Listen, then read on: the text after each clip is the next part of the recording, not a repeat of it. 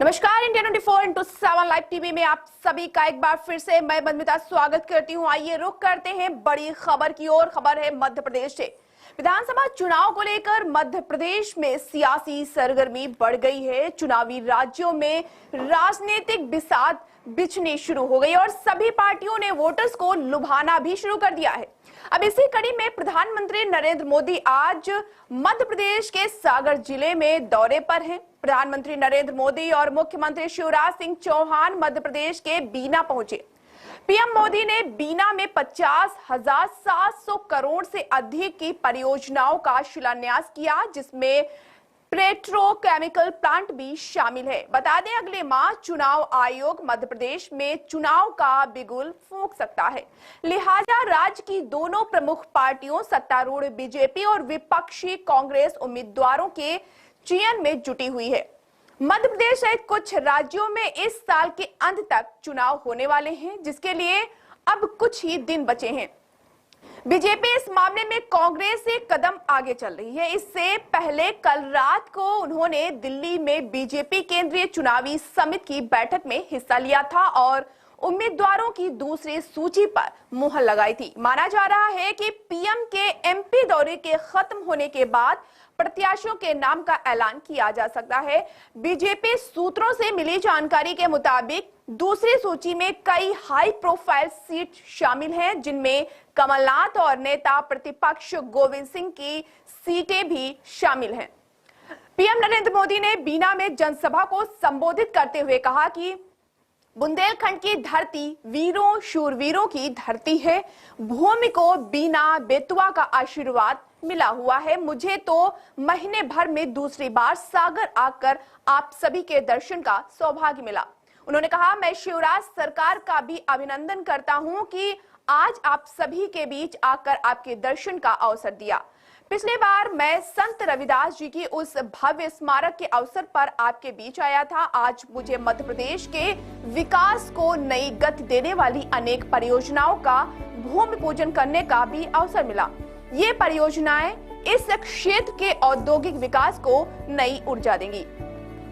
PM ने इस दौरान विपक्षी गठबंधन पर हमला भी बोला। उन्होंने कहा कि इंडिया गठबंधन की नीयत है कि भारत को जिन विचारों ने इतने वर्षों तक जोड़ा है उसे तबाह कर दो।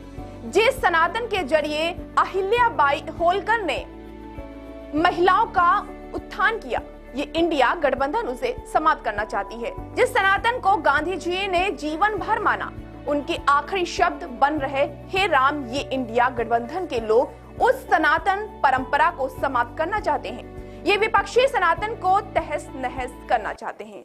बता दें, इससे पहले कल यानी बुधवार को सीएम योगी आदित्यनाथ एक दिवसीय मध्य प्रदेश दौरे पर थे। यहाँ उन्होंने इंदौर होते हुए उज्जैन गए, बाबा महाकाल की पूजा की और फिर लौटकर इंदौर में कई कार्यक्रमों में शामिल हुए। यहाँ सीएम देवी अहिल्या की 228वीं पुण्यतिथि के अवसर पर अहिल्या उत्सव समिति द्वारा आयोजित देवी अहिल्या पुण्य स्मारक समारोह कार्यक्रम में शामिल हुए। योगी आदित्यनाथ तुगोगंज स्थित श्रीनाथ मंदिर गए और वहां माधवनाथ दास महाराज के समाधि स्थल पर पूजा अर्चना की। इस दौरान देश में सनातन धर्म पर छिड़े घमासान के बीच मुख्यमंत्री योगी ने विपक्ष पर बड़ा हमला बोला।